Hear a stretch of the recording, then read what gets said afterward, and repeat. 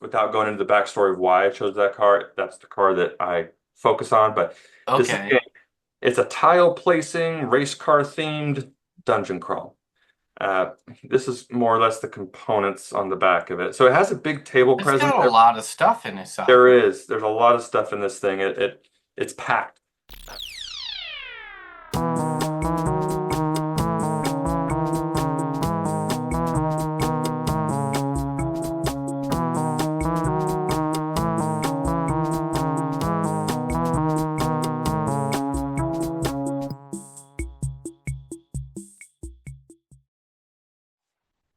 Speak. Your sound will be okay. It's mine that'll sound off because you'll sound good and then mine will sound like distant. Okay. Yeah. No judgment. I'm happy to hang out and chat with you. Yeah, I mean, so you'll be one of the first people I've had on that really can dive into, I feel like more of the some of your older stuff is different from anybody that's been on with the board games and stuff like that. Yeah, Can you just explain like what you do, what your company is, and then how that brought you to comics and me and how they're all combined? absolutely. All right. I could do Take it it away. on. Yeah. Well, my name's Jesse Conger. I'm the owner, CEO of Good Days Entertainment, formerly Good Days Games. I started out in 2014 with an idea to make a board game, and it uh, it just kind of stretched and stretched over the years as a side project that I was really passionate about. Got used to meeting with freelance artists. I'm more of a concept guy, and figuring out board game world as it was. There's a whole lot I can go into about the inspiration for the board game, but I around 2019, I came across a website. It's called The Game Crafter, where you could upload your own art to their software, and pretty much they manufacture they manufacture your game and ship it out. You're the publisher, but it's all hosted on their website, all the content. So it really makes it easy for game designers to publish their games and have a source of selling them without having to worry about distribution or anything. Huh. So they have a website, or they had a contest, and it's called the Mint Tin Challenge. And what it was, just a small mint tin, those like little mint tins. So it gave me the idea to streamline everything I was working on for my bigger game, which is uh, into something smaller, which I had enough assets and components, and it kind of just really inspired to shrink everything that I'd been working on. I felt a little stagnant already, so I came up with a game called Escape. It was the same game, I just kind of twisted the name and the mechanics. It's called Escape Deathrace 2182, and then I put micro at the end of it since it was a micro, like a Mint 10 game. Entered it into the contest, and it was fun. There's about 160, contestants, and you can go on the within the website. I didn't promote it like within and call my friends and family. They log in. Yeah. It's all vote based. So, Okay. and there might have been some internal, favorites, but I didn't get into any of the politics there. But I just wanted to get my game out, which I did. I ranked somewhere in the middle around 80, 82, and I thought that was appropriate because 82 fits with the game. I was like, hey, that's awesome. And I did get a lot of good feedback on it. I ultimately, that same year, 2019, going into 2020, I did a Kickstarter for it. And I scraped by. I got enough to fund. It was about like an $8,000 goal. And I got enough people through, or enough games, and I actually over manufactured it. I wanted to package the game differently than the Game Crafter did. They had everything in like just kind of a big packet, and then you have to punch everything out. I wanted it to come pre-shrinked in the mint tin, which was a lofty endeavor as it turned out to be. I pre-ordered like more copies than I had actually sold because I wanted to have some in stock, and it was about 1,000 copies. And at home in my garage, I punched everything out. I compiled it into the mint tin. I got shrink wrap and a heat gun and just went to town with it. And had just plenty of stock. And from there, I just went to conventions and start in and around Los Angeles, where I used to live. I'm up in Utah now. There's a Strategicon event convention 3 times a year at the LAX Hilton. So I got familiar with them and probably did about 6 or 7 different events with them, or the as an exhibitor. and just getting the name out there for a few years. And last year I wanted to get the same game. I wanted to upgrade some of the components. Like it's a race car themed game. It's like a sci-fi racing uh, in another dimension.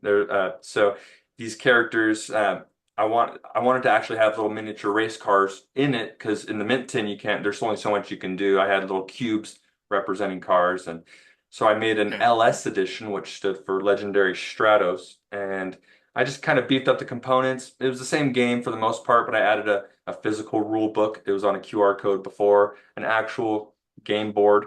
It was all just played on a table with no need for a board, which it still wasn't, but it's just a nice addition. And then the cars, a few extra cards and things. So I spent last year promoting that. I ran another Kickstarter for it. Uh, I reduced my goal. Marketing was never my strong suit. It's to this day, it's one of the things that I'm overcoming and knowing that the more you prepare in advance, the better you're going to be off in the future. And just have fun with the community and get engaged and learn more about what everyone else is doing and sprinkle in what you're sharing as well. So I didn't do a whole lot of that with my second campaign either, but I produced 1,000 copies. It's considered a limited edition. Uh, I'm selling it on my website, GoodDaysGames.com. Even though I've switched over the name to Good Days Entertainment since it kind of ties into how we met. I've gotten into over the last few years.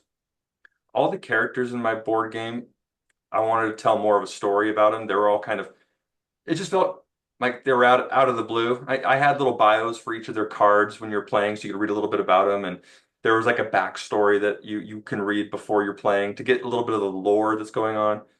And I just ended up I wanted to dive in deeper. So in around late 2022, going into 2023, I just wanted to start writing comics for the stories, and uh, I found an anchor point of a character who wasn't in my board game, and her name's Kamizuka, so I and she's essentially the the rookie death race driver in this league. The league is called the Legendary Stratos League, and uh, it's the year 2182 sci-fi, which blends in with a little bit of fantasy, but ultimately the league, this legendary Stratos League, they all have there's a nemesis who's kind of a madman who has a vendetta against them, and a lot of them don't even realize that they are being kidnapped by him or who's the culprit.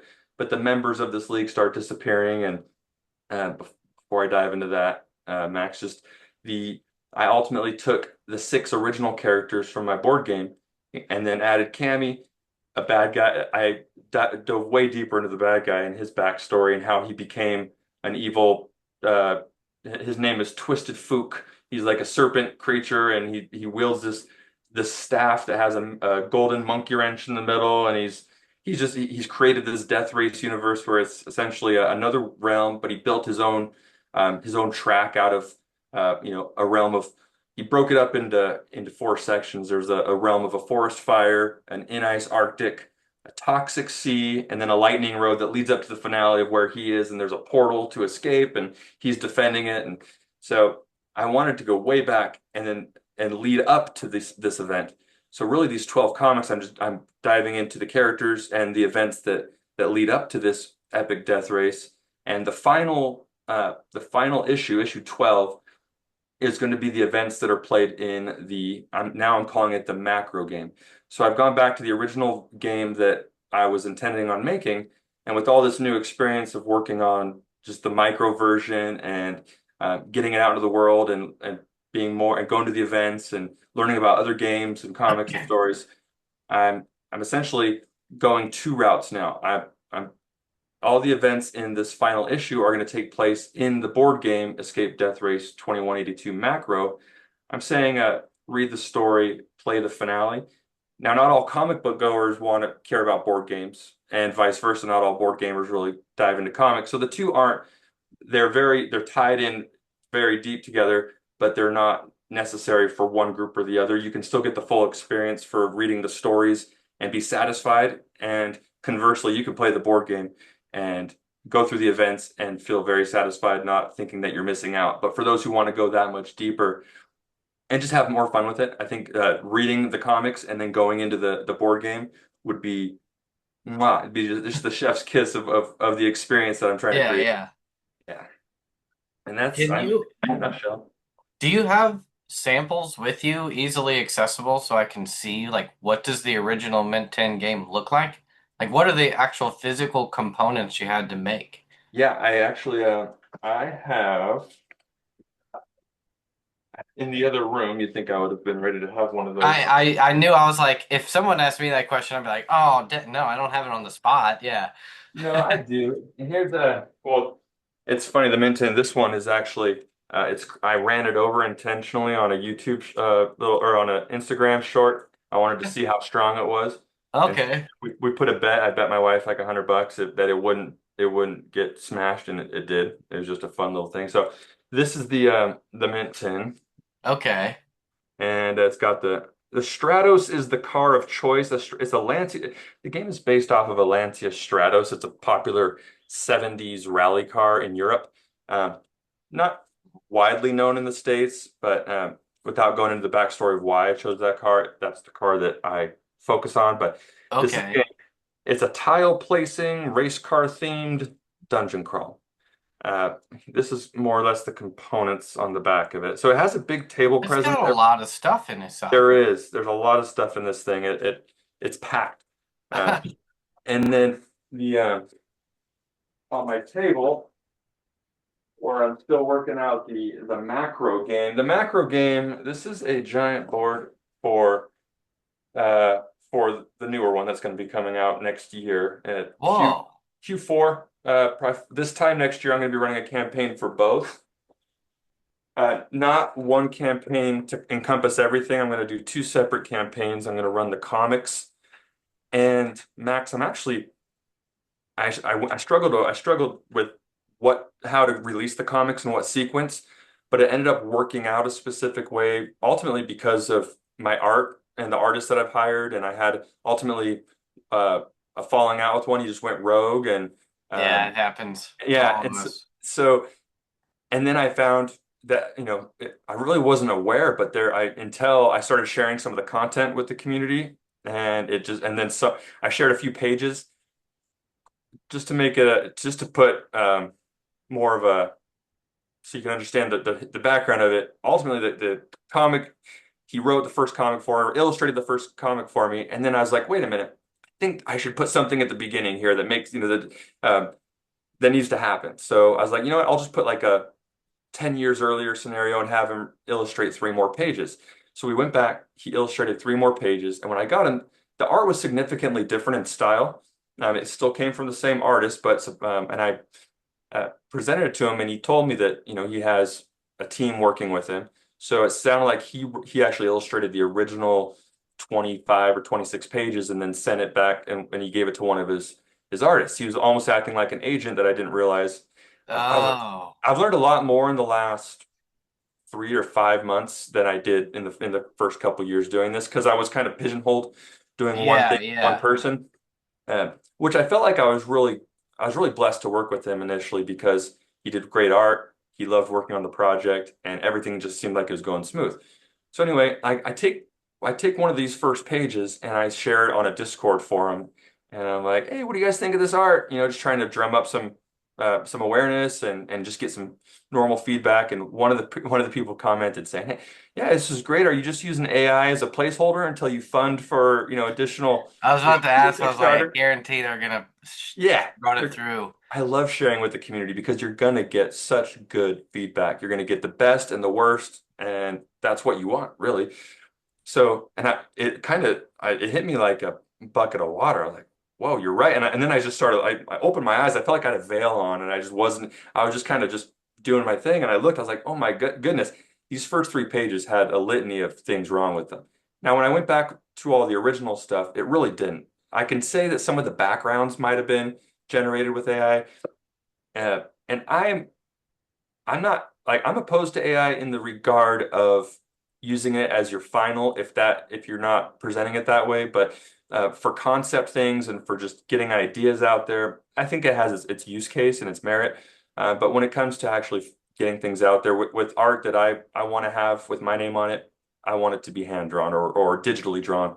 So that ultimately created it might, I don't know what else happened with my artist. I'm not going to throw his name out. Great Yeah, guy, yeah, you're good. but it kind of just he fixed some things that I had issue with, but it kind of just planted a seed of doubt with that first comic that I had, and he'd already he was halfway through the third one at this point. Ah, So at that time I only had 10 comics in mind. I didn't think I was going to go to 12.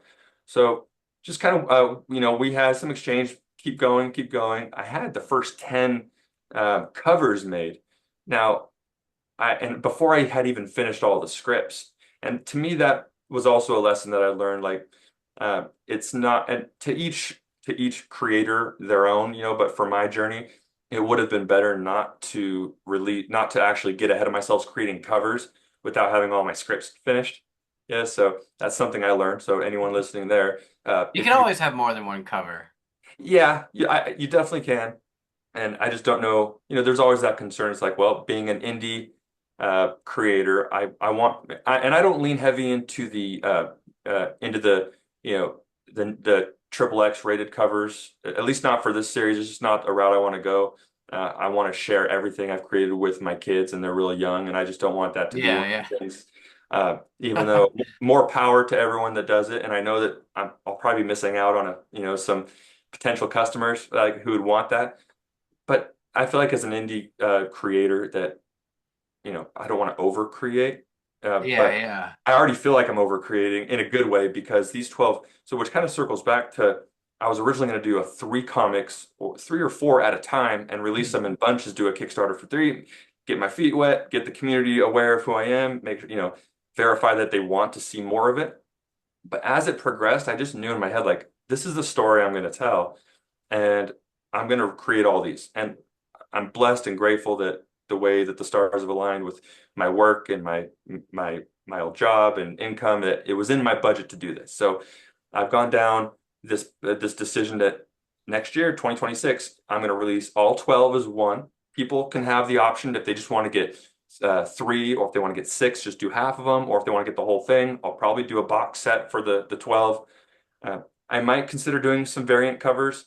Uh, but right now, my goal for the covers is to find the best of the best artists that I can that are within my budget and have those stand on their own in that regards. And of course, on the insides, the interiors, I'm also looking for the best people for the work. But I'm assigning every issue to a different artist, and this is helping me get through everything faster. I've decided, and right now I have about 8 or 9 different artists collaborating with me on various portions of this project, from the interiors to some are just doing inks, some are what I've one agent is called unicorns. Those artists that will do everything from the sketches, the penciling, to the inks, to colors, to Yeah, letter. yeah. My favorites. So and I wasn't always aware of this. I got lucky from the very beginning, or maybe unlucky, because I found what was called a unicorn, and I have a few of those on my team who can do everything and they do it really well. And then I have quite a few others who are just doing inks. And then luckily I have access to colors and letterers separately where they're needed. And I've learned so much about, and a lot of it stems from my past work. I used to be in sales. I used to sell tough sheds, the storage buildings. I was a rep in California, serviced like up at one point 35 different Home Depots for the company, and so it was a lot of direct customer sales that I would be doing and taking notes and making sure, because at the end it was on me to make sure that the install for the product went right. There's a lot of little nuanced things. So with those, I was with the company almost 22 years. So with all that experience, it's really helped me here. It's a different industry entirely, and I've definitely I'm learning. I think I'm learning quick, but I notice when I drop the ball, or if an artist drops the ball, and where to pick it up and communicate and say, hey, was this on me? Did you not know I wanted it this way? And you got to be so descriptive, and if you want something a certain way, if you want, I mentioned the Stratos, that car. You got to be detailed, that you're not just describing a car, you describe what type of car it is, and when you don't want the Stratos, describe that. And just from the character designs, the background designs, all of this on top of just writing a script that makes sense. But it's been a really fun journey to do that. And I'm at a point right now where there's a lot moving. Since I have so many different artists on board, it'll be quiet for a couple days, and then a few of them will send me 5 or 10 page batches at a time for me to review. And you don't want to skimp out on this opportunity to review when they're sending you sketches. I assumed because I just overlooked it. I had confidence in what was going on with an artist, and then when it went to the colored phase, something was completely like, I was like, oh, that's not even supposed to be there. Like it was a portal, like a magic portal that a helicopter crashed through. And then when he crashed through in the other world, there was like 2 other portals. I was like, why is there all these portals everywhere? There should only be just one. But again, that was my fault for not overlooking, for overlooking that. And that was part of the non-unicorn approach where it was just looking at the sketch and it looked like planetary stuff going on. I was like, okay, but all these are just they're stepping stones to getting better, and that's what I'm loving about this process. And uh, not even to get started on the board game design. I think they're definitely separate beasts. When it comes to a board game, you want to make sure first and foremost you want to play test some more, and get other people playing your game, and uh, dial in the rules on how the game works and all that. The terminology, and have it to where you have a rule book that you can give to someone and then they can take it, read it, and play it in the manner that you intended it to be. So that in itself was another beast, uh, but a worthy one. So the comics I've just been having so much fun with, Max, over the last it really ramped up over the last 3 or 4 months where I started getting artists on board, and I was at a point where I was at a stalemate with my fourth script, and I found clarity, just thinking it through, and actually sitting down, rolling up my sleeves and writing, and flushing it out. And since July, I've actually I finished 4, and I'm right now I'm working on the outline for number 12. And I've gone through everything else, and I've just been having so much fun with it. And this last one is kind of what it's all about. It's just for me because it boils down everything. And I've already known from the beginning, and this is what I like. This is what made it easy. And I think I've heard this amongst other writing, you know, just uh, people who are describing writing, and different channels, where if you know the ending, it's going to make it so much easier to write the story, knowing how it ends in advance. If you just go in blind and you're writing, you might not ever come to a conclusion. So uh, that's one word of advice I would definitely give to anyone who's writing anything. And being a script Yeah, writer know yourself, how it ends. yeah, know how it ends. And That's so, yeah, yeah, I guess yeah, I forget about some of these less obvious things when it comes to writing of like yeah, what are the basics? Like, do I need to know the ending? Do I need to know all the characters? Do I need to outline it first? Yeah, and you no matter who you talk to, you'll always get a different answer because there's no like nothing is set in stone. I think even Quentin Tarantino has always stated him. He was like, I just need to get to the middle, and then that logic. What he's saying is, I don't think he's saying I don't need to know the end. He's just saying that once you get to the middle, if you've been doing this a long time, the end just comes naturally because everything just it's like an archetype of our whole lives. We all know how stories end. There's a finale, or it's usually the hero wins or something like that. So it's like if you the hard part is getting to know what's going to happen into the middle because we all know how it's going to end. We need to know the build up and all the like B stories and where things like play into each other. Once we solve those riddles, the how they all play out is usually at least they flow out of your head a bit easier.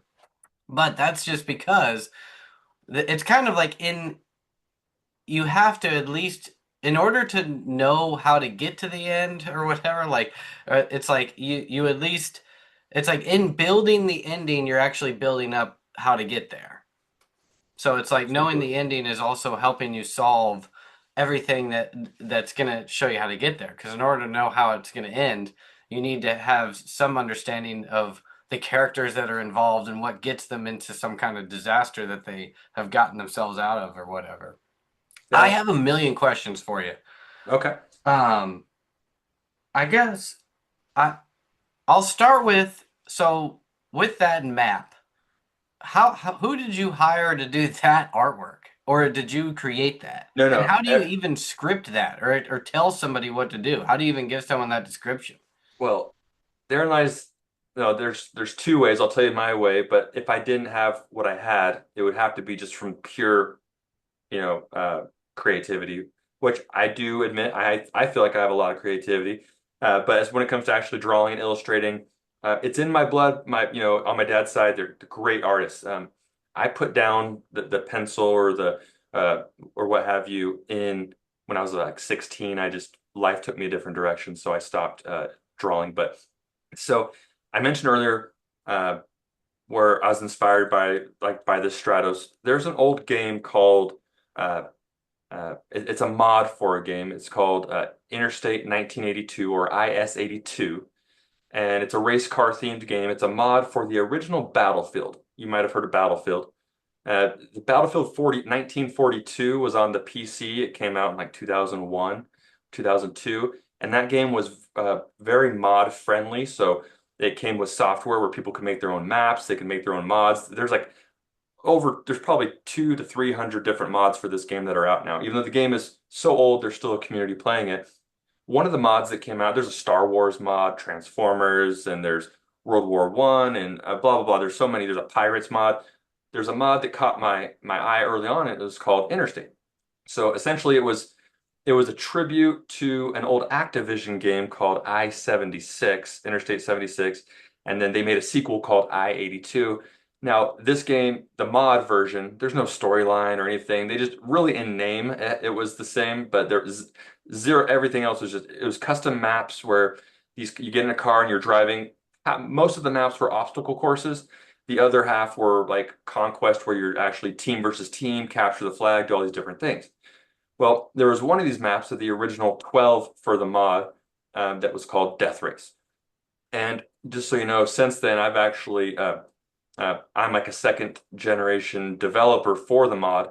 I run now the website and the Discord for the Interstate mod. It's is82.com I also acquired the domain from the guy who had it before. I was one of the biggest fans who started creating content, keeping the community alive about 9 or 10 years after its creation. It was already starting to fizzle out, and I just came and brought new life into it and revved up the engines, pun intended, to just keep it going because I had so much fun with this mod. I was making maps hand over fist. I've created probably about 40 or 50 levels to contribute to the mod. So now there's actually, from its original, there was 12, there's about 250 levels for this game. It's all free to play. is82.com. So one of the levels was called Death Race. And the after playing Battlefield for, a year and a half or so and just loving the thrill of it. It was the first person shooter I ever played where you can fly in an airplane, jump out, parachute, land, get in a tank, start shooting people, and just you can respawn and all. It was just such a rush and so fun. I was 19 when it came out, and I loved it. So when I played Death Race for the first time, it's the same engine, same game, but it was a race car on a U-shaped island, a tropical island similar to what I have here. And you're driving along, the car has like nitro NOS in the back, you can go faster than normal. Underneath of it, it has up thruster boosts that let your car jump over gaps in the road. And this is before League of Legends, or not League of Legends, but what is that? There's a league game for Uh, cars. yeah, I know what you're talking about, but I can't think of it. I know of it. I haven't played it. Everyone who I talk to about this, like, oh, it's like that. I'm like, yeah, but you're not like floating and pushing balls through nets. It's not like that. So, and then halfway through the level, and it's already kind of, you're just getting used to driving. You're driving around a nice scenic, island, and you get to this full-blown loop in the course, and it just blew my mind. I was like, this is amazing. Like, I just haven't, I was so just in awe by this that it was like my favorite mechanics or engine, this Battlefield engine, but I was driving this race car. And so anyway, this map was my inspiration for this board game. Uh, flashback to 2014. I was sitting in my girlfriend's old kitchen, my wife, and uh, I was such a nerd. I loved it. Like I'd bring over my laptop, and if she was busy doing something, I'd bust out the game and just start playing it. And I was sitting there and had her counter, and I was like, "This would be a fun board game." And just looking at this map, Death Race, it's just that U-shaped island. And I was like, this could be a cool board game. So I just opened up a notepad on my desktop and just started making up rules for the game, not really having any clear direction except I wanted the characters to get from the beginning to the end. And so over that time, that's what it was. So this game is a tribute to the mod that I'm a part of, um, and kind of like a homage to them. Mm-hmm. And but I've totally twisted it into my own devious creations and made it more of a sci-fi, thick fantasy driven as well world where there's a lot of names to characters that I have hat tips to. Players who are in the community are also a lot of these names are going to be even some of the different locations are representative of different maps or levels for this game. So a lot of it, it all makes sense to the reader. It all sounds good to the reader. It's just sci-fi name. It's just regular names and places. There's no rhyme or reason for it as the reader necessarily. But for this select community, there's going to be a lot of Easter eggs that they're going to be like, oh, that's cool. Oh, he dropped his name. Oh, his name, that's cool. And it'll hit them a little bit differently. I just think extra, for those Yeah. people, because that's what it is. It's just it was it's inspired by that community that I'm still a part of to this day, even though it's small. We get maybe 3 to 7 players on a weekend and play the game and still do it, but it's just awesome. I know people that are into there's a game called Generals. Have you ever heard of that? I might have seen it, but I don't know. It's just another thing where it's like it's probably a mod of another game that came out in the 90s or something. And I think it was like they were playing it. I have a lot of older friends, and they were playing it back on on PCs from like Windows 98 or something like that. But they still play it to this day, and they get together, and there's like little pockets of people all over the world that just play this game in this version, and they get together and they play them. And so it's interesting that you have a community like that. So now you already have a a market that's attached that's not a part of the comic communities. So Or the what board game community. or board game. And I always talk about and that kind of leads to my next question. So like in comics, a lot of the kind of the biggest mistake the those of us make when marketing is we just try to get other comic creators to like back our stuff. And then once we finally then try to reach out to the reader audience, we then just target the independent comic readers and don't try to branch out into the more broad genre and or find out where are people actually reading these things and try to get to the audience themselves. And then beyond that, it's like branching outside of the comic community and trying to learn from similar levels of entertainment because that's what happens in reality is you start a fan of a certain thing that might not necessarily be comics.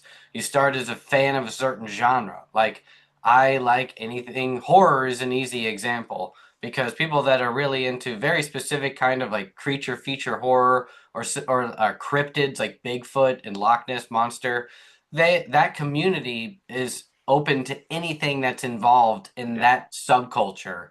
It doesn't have to just be comics, but comics are a common one. So it's like reach that sub community first. And so I am curious, like, what are sort of the where do you find your audience for board games and what are your sort of revenue streams? Like, where are you actually pulling in? Let's just say one is conventions. You're pulling in physical sales from conventions. Let's just say another one is the your own website. Where else are you getting eyeballs to get these games? Really, it's Instagram and Facebook. Those are the primary places where I'm at currently. I haven't dived into even, which is on my radar, is just to start, boots to the ground, making calls to what you've already mentioned first is the hobby shops, the board game stores, the comic book shops. Let them know who I am, give them access to my information, provide a sell sheet of information just so they could have on one sheet of what I'm about, send that to them for them to look at, build hype that way. I do have my Kickstarter, and I try to link everything back to my pre-launch pages on my Kickstarter. I have one right now for each one. I'm not going to start this until I have a significant pre-following because I've learned already that it's just going to be a waste of my time if I don't have enough people already looking. Yeah. So aside from that, You're right. No, great places would be any race car communities, if the science fiction, just in general communities, even fantasy as well, because the way that my comic series does spiral into a fantasy, uh, on top of being a futuristic setting. So those are the markets that I'm going to be looking at. I've definitely had my blinders on, just wanting to get through the scripts as of late, but at the same time, I know how important it is to share the journey. And YouTube isn't my strong suit. Getting on and making content and videos and posting them. I've seen raging success from a lot of the big board game publishers that I follow and that I admire. They've done that during their journey in their early days. Posting videos of what they're working on and going over to their friend's house or their artist's house to check out the new content that they're working on for their, the art cover for their box, and just all those little nuances of what Yeah. you can do. That's where I feel like I've definitely just, dropped the ball, for want of a better phrase, or just refusing to play even. I like just No, it's tough, man. yeah. It's a tough grind. My argument with people is always like, in the end, when you look back, the things that like, let's just say what I try to my advice for people to do is like try to back engineer from the best. So if there's someone that created a game that you've been trying to like mimic in their production and then release of, we'll try to then do what they did. Create the game at the level of quality that they did. Or comics, of course, are even easier. So it's like you take a book that yours is, let's just say, sci-fi, race car themed. You like go to a book that you really enjoy that's in the similar genre and quality that you're making or trying to create. And it's like, okay, so where did they publish it? Did they self-publish it? Did they go through a certain publisher? And then who reviewed the website? Where did they post about it? Do they have a page for on Facebook that's just for the comic or for them as a creator or both? Do they have other IP? Was it based upon some other kind of IP? Like is there, and then try to just like break down all that information and then literally go to each one of those same people. You go to the same publishers, you reach out to the same review sites. If they posted a trailer on YouTube, you post a trailer on YouTube. If they create YouTube content, unfortunately, you have to try to mimic the YouTube content because it's like you have to go through all the same motions they did. But unfortunately, what you discover is the the weekly videos they did were probably not what really moved the needle. What moved the needle was some big time person that has relevance in a bigger audience talked about their book on their YouTube channel, and you don't have any control over that. But you can at least send it to that person or like try to get in front of those person's eyes. And then that's where you find out that a lot of people sort of finagle their way into in front of the eyeballs of people that matter or even try to buy their way in. And I've talked about this on other channels where it's kind of disheartening where you sort of learn that like in the big game publishers do this to where it's like what they're basically doing is just buying to put their people onto the cover of Previews magazine or into Times Square or like in the music community getting someone on Rolling Stone like they pay for that and and in return they expect that they will get eyeballs to people that read those magazines and then built up credibility and then that will result in hopefully more sales but there's no guarantee that that'll happen but to the outside viewer who doesn't really see that you're kind of like trying to mimic the little things without realizing that there's like a bigger wheel that's grinding behind those that has a bigger relevance that you really can't mimic or have control. That makes sense. I do know that, a lot of it, as long as you're trying to get better each time and with each thing you're doing as you go, just always seek improvement. It definitely feels like you're swimming against the current, you're swimming upstream, and you just lock it in that that's your mission is to get this out to the people. Don't do it in a sleazy way where you're always going on places and self-promoting.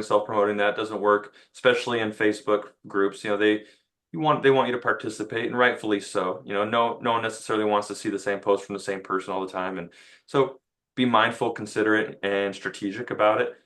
And yeah, there's so many outlets, but I think time will tell, so the longer you persevere and you keep going and you make it your goal that you want the world to know about what you're doing, eventually they're going to. Oh yeah. I mean, that's my whole spiel is like all that really matters is a quality product, and as long as that's easy to get to and it's at least in one place online, whether that's Amazon or your own website, that's all you need because it's really just like great story, great art, great gameplay, word of mouth. Those are the things that matter. It doesn't matter how you promoted it or whatever. And then as long as they just say, go to, your website and that person can get it, or, go to wherever it's available at the comic shop or whatever. The, everything, the people do the work for you, like the fans. So it's like as long as, and all they care about is it fun? Do they like it? And sort of if it's trending does have relevance, but in reality the trends have to get started somehow, and the only way they get started is if it's great to begin with or had something that was caught people's eyes. It doesn't always mean it's amazing. Sometimes it's triple X covers that captures the attention, but the story has to keep them there. My cousin, I saw him a couple nights ago. He's telling me about a book, and it's 1,000 true fans. And really, that's all you need is Yeah. if you have 1,000 true fans, customers, on your email list, for example, that that they're gonna buy whatever you sell to them because they're already, tried and true, and they like what you offer. Then everything else from there, just word of mouth. This is gonna spread out, and so 1,000 true fans, and I can't say I have 1,000 true fans yet, but that's my goal. Is to get there. So Yeah. even from like the newsletters have been very few and far between on my website, and that I've always been nitpicking my website like it's not ready, it's not ready. It's like no, I'm just not ready, and I should just start being ready. And so excuses can really get you into a stagnant position as well if you just you keep putting stuff off when and you keep kicking the can on one element. But yeah, you're really focused on creating and writing your scripts, but you got to really tend to the whole garden and not just your favorite plant, and I think that's really the best analogy I can come up with for it. And The I've been neglecting a lot of my garden. dang, I don't remember who had this quote, but it was something like the house is more important than the family is more important than the individual. And maybe it's like anyway, but the point I think they were trying to get at is like what in my argument of all this is like the brand is sometimes more important than like an individual thing you're creating, and of the individual thing you're creating, the cover or how you're doing it has even less relevance. So it's like even to sort of go back to like what you were saying about like choosing to maybe not make more money or get a few more fans uh, at the expense of like not doing a triple X cover kind of thing. It's like because your greater goal is the brand. And my thing with like us like we're trying to create like kind of a massive brand for ourselves of like things we create. It's kind of the ultimate coolest thing you can do, at least, in the creative world is like build a universe that then has interactive players that people can read, play, watch, whatever that came out of your head and you built as an empire that serves as a business that you can then ultimately, like turn into a bigger thing. And that's why my whole channel is called Indie Comic Empire because it's like you're not just making a comic, you're building a business that could ultimately become a bigger thing.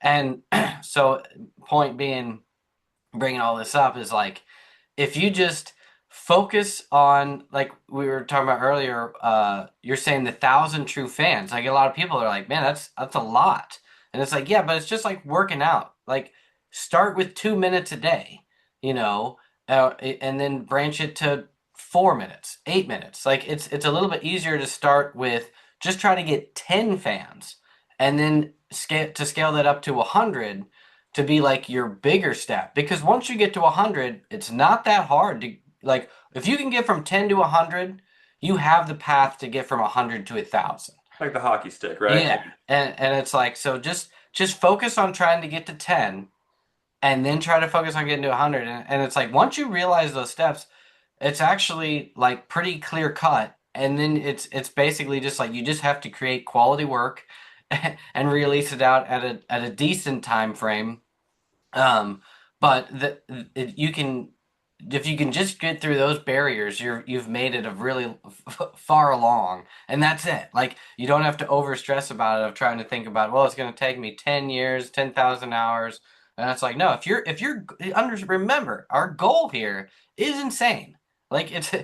it's not everybody's doing this where they're spending all their time to create universes and create them into playable games and readable comics that's like you're starting businesses that are not just they're not you there's no cut and paste, you're not just mimicking, you're not buying a franchise. It's like you are creating a world, like Yeah. and so if you want the glory of that, you have to pay your dues or whatever, and they're not that crazy. Just go through them little bits at a time. um I don't want to talk forever, and I want to get to the other questions I had about you relating to the comics. So, where are you at now as far as what's live? So you're saying you have 12 issues. You are where are you at in the Kickstarter phase? And you're doing a bunch at one time, different Yeah. artists. Are you going to release them all in a like a monthly once they're finished, or are you going to sort of release them into two graphic novels, or how's your release phase planning, and then like when do you go live that we can like hype up the individual thing? Well, I'm doing all at once. I'm gonna go live with all 12 at once. Oh, okay. Yeah. And right now, if you were to search either Good Days Games or just my name, Jesse Conger, you'd find on Kickstarter the a pre-launch page that I have. I can give it to you if you ever want to drop it. But that's essentially it's very there's nothing built out really significantly there, but on my website as well is that's where I have a lot of just I have every I have all the existing covers, which everything is in a work in progress state. Some of the covers are going to be changed out because I was telling you about my original artist. They But I look do have cool, man. I have placeholder info on gooddaysgames.com. Right at the top, you have a link to both my campaigns, but everything is going to be on one campaign for the comics, and I do want to release as I start steam, building up steam towards this and the campaign and marketing for this event, probably about 6 months in advance, probably 4 to 6 months in advance. I'm going to start. I want to share, sign up and just share more teasers. One page here, one page there, and get those in the hands of people to check out. You're gonna right now. There's a full description for each comic on my website. You click on any one of them and it'll open up and you can see a breakdown of the storyline for that specific issue. There's still placeholders on some of them of who's the artist because again, I'm still looking for a few interior artists and a few cover artists. Uh, as I said, I'm wrapping up issue 12 and that's going to be done by in the next week. I'll have that finished. Really, just the outline has been fun because it's an epic race. The whole issue is spanning one epic race. So I don't think I've ever this. Tell me if you've seen this before, but in almost every page of this issue is going to be a double spread. You ever seen that in a comic? Every page. Yeah. There's um Probably 80% of this comic is going to be double spread pages. that's wild. The beginning isn't and the end isn't, but all the chunky race scenes that are happening, I'm writing it for the soon to be artist to be a double page spread. I just thought that would be so fun to do. Yeah, you'll see people that do very like almost each page is a panel, or like there might only be one or two panels per page, Yeah. and then a lot of double, but never just like every page is doubles. Yeah. That's interesting. I'm really curious to see what those look inside. And then like I'm looking at your website now, and it's as if all 12 issues are not like they all follow sort of. Now I get what you're saying to where you had different artists do different one.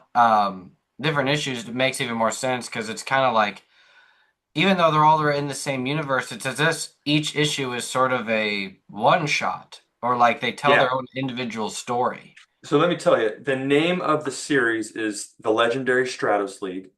And then Okay. this is a mini series, 1 through 12. The mini series is called, it's named after my board game, Escape Deathrace 2182. Except I dropped the macro, dropped the micro because it's not the board game. And then each individual comic is going to be the headliner, the title is the character that it's about. So Kamizuka, Rebecca Jones, Trey Force, part one and part two. He's actually he's the antagonist in the story, and so he's got a lot of page time. And then we go into the other characters. After 10, 10 is Sniper Jackie and Kahuna. Uh, that's where it kind of ramps up. 11 and 12, it's gonna dive more into into the finale. So yeah, that's where there's, for example, yeah, there's not going to be a Kamizuka number two. There's not going to be a Kamizuka number three or four. Uh, this is under each one. There's going to be a little icon that says, miniseries Escape Deathrace 2182, one of 12, two of 12, and all the way on. So it's going to have a little icon underneath of it, as opposed to having that number one at the top, because Mm-hmm. this particular series, it's not like your typical Spawn or anything, Marvel or Big League, where it's just going to run forever. This does have a specific. Now I do plan on running a second mini series. There is going to be some loose ends that I want to tie up, and actually I've what's great about this is I have what came before this as a second board game. So there's actually a board game that I'm creating that's going to be the sequel to the macro game. It's the events that take place afterwards, and ultimately it's going to be another miniseries. And so I'm at least going to do two of these. So the original and then the second miniseries. I don't think the miniseries will run 12 issues. It might, but yeah. So each individual, it's going to be series based. It's not going to be, like character based. I get you. Yeah. That it all looks really cool, and your website's very professional.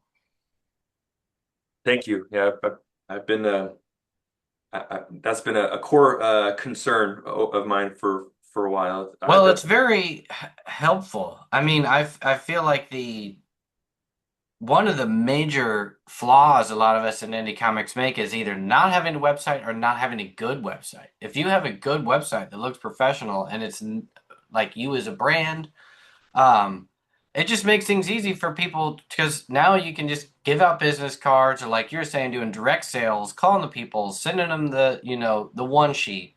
And all they have to do is go to your website and everything's there. They don't have to think about anything. It's an easy sale. They just go, that looks cool, that looks cool. Here's yeah, where I pay for it, and here's the discount if I get them both. yeah. It's just like it's just one and done. And if you don't have that available, that's what I was saying where it's like it doesn't matter how many videos you're making, if there's not an easy link at each video that takes you to this place that just makes it easy for people to buy it or dive deeper into the lore, then you're failing. Right? Not like failing, but it's just like you're losing a lot of your audience. I don't know, like I said, I talk too much in these interviews, but I it's just like like I want to drill it into everybody's head. It's like the rule is basically I think like once you can if you can at least get somebody to your website or like whatever it is, you lose like 80% right away if there's like not something right there at the top that matters. And then so it's just like you already struggled to get people to your website. Like if you're at a convention, okay, someone picks up your card for free, but then, what's going to entice them to, actually go to the link? Like you have to make something there. It almost has to be an incentive to go to the link. And then, you also want to it's ask for just their like all emails. these things that you lose people the further along. So it's like you gotta do at least the top steps right. It's like because you're trying to convince people to buy something that's completely new to something they've never seen before, and it can be kind of expensive. you know so at least get the website looking good. Point being. And you Yeah, already do all that, and I'm sure you do all the other step down the line very well as well, especially with your sales experience. yeah. So now it's just a matter of, of respectfully sharing my work and getting people enthusiastic about it and delivering on that promise because really I'm delivering on I want to deliver this promise to myself first and foremost because I'm so passionate about it. And I think that in itself is going to be a driver for other people to, to have faith and excitement about the process because I'm excited about this whole universe that I've made. And it's just really fun just to there's just some of these cliffhanger moments where again, like circling back to the beginning of this conversation, I don't think I got to agree with you. That is the middle of the story really is important. And that once I actually got to the middle, uh, the right before the ending kind of made more sense because the ending made sense, but how do I get to the ending? So it took me a while, but once I actually got through that first half of this whole series, which didn't necessarily happen in issue 6 or before or after, but once it kind of realized, manifested in my mind and took root where I knew where it was and how it was going to get there, it really made things a lot easier. And if the only thing I could say is just yeah, you got to push through it. Even if you don't like what you're writing, at least write that. It's going to give you inspiration to go back and write something else. And and then yeah, just have fun with it too. Getting to the middle was really tricky. But it's like when you're writing a single comic, sometimes you're just so chock full of inspiration and you could just get panel after panel described and written out and all your captions and sound effects and dialogue in place and you're loving it. And then you might come to a point where you're stuck again, but you just push through it. But yeah, definitely have an end goal in mind. But yeah, the middle that was really tricky. But once I got there, I knew I was doing the right thing. Yeah, to quote another famous writer, I think that was Quentin Tarantino that said just get to the middle and the end will solve itself. Another thing that I take to heart all the time, it's like an active practice I do now because it's so true, is I think it was Hemingway said you just if you want to avoid writer's block, all you have to do is just never, I think his terminology was never empty your cup. And what he meant was whenever you're writing, make sure that you just never write everything out to the point that you don't know where else you're going. Always leave a little bit for tomorrow. So if you have an idea that you're going to try to get to today, as long as it keeps flowing out, you can keep writing, but don't let it flow until you have nothing. Always leave a little bit because our brains work upon like repeating things. So in the morning, as you start, as long as you can get started and you start where you left off the day before, as long as you have something left over that you can work with and be like, okay, yeah, I still had one more scene that I could have gotten last night, but I saved it for the morning. Well, now once you start on that scene or that page, once you get going, it's easier to just keep the flow and the creative juices going. The hard part is just starting at zero. If you have an empty tank or an empty cup, it's hard to fill it up. But as long as you have a little bit in there, that gives you the momentum to keep going. Um, I do have to let you go, but I want to say that your board game looks fun. So if you're saying like the purpose is to have fun as a creator and also have fun as a reader, you got it all going there. It looks really fun and really cool and really professional. So I'm really curious to test all this out. And so whenever it goes live, remind me and I will remind the whole audience. There's nothing live now, but they can pre-order at the pre-launch, right? So I can send people to that link, and you'll get the benefit from it. Yeah, but what is live is my first two board games, the Okay. micro version of Escape Deathrace. If that's something your audience is interested in, you just scroll down halfway or near the bottom on GoodDaysGames.com. You'll see links. There's the Mint Tin edition, or it's like 20 or $25, and then there's the LS edition, which is a small box. That one's going for about 40. So there is a game that's available. Now, these games but the macro version, which I'm really just thrilled about right now because it's the hot, new kid on the block. And the comics, those are not live. You can follow me you can subscribe on my website. The newsletter is going to be coming out. Definitely Instagram is somewhere where I spend a lot of time too. So that's probably the best places to find me. And and then yeah, this journey is just kicking off. Heck yeah. Well done then. I'll put all those links, Instagram, gooddaysgames.com, and anything else. And I'll steal some photos from your website to put the thumbnail. Well, Max, thanks for having me, man. It was really nice chatting with you for a little bit. Yeah, you too.